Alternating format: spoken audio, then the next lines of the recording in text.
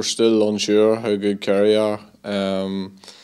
I've been very impressed with them. I was very impressed with them against Cork. I was very impressed with them at times against Galway. I think the biggest thing about them is that they play great football going forward. I think their kick passing is as good as any team in the country. I think in James O'Donoghue they'll probably have the inform forward, but you know, he's been ably assisted by Paul Geaney, Declan O'Sullivan. Michael Geaney has added a lot to that as well.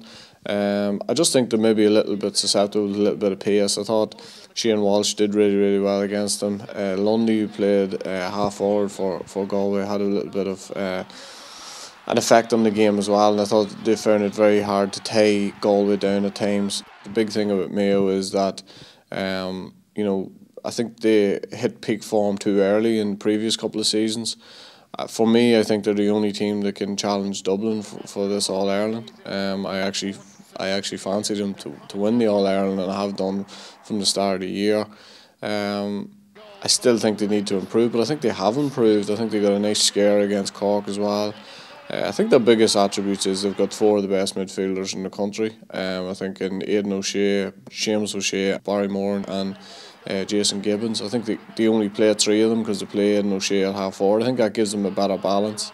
And for me, they've looked a better team in the last couple of games, even though they haven't probably hit the heights that they did maybe at certain stages last year. But I think they're going to be a force to be reckoned with. I think they're strong physically. The athleticism that they have is a real threat to every single team. It hinges on what happens in the middle of the field, and I think more so this weekend, because I do think, as I say, that Mayo have a serious presence out around the middle of the field. I think they'll win a lot of primary possession. They'll probably win maybe twice as much possession as Kerry do, and as a result of that, you know, should win the game. I think Kerry are a team who can survive on scraps. I think O'Donoghue and Geaney and boys, I guess, can make the most out of very little opportunities. But at the end of the day, I just think that the fact that Mayo are going to win a lot of possession around the middle of the field, they're tried and tested at this. I think they're hungry for success. That's a very obvious thing to say, but I think that's the sort of thing, you know, having been there, knocking on the doors past couple of years, that can carry them over the line.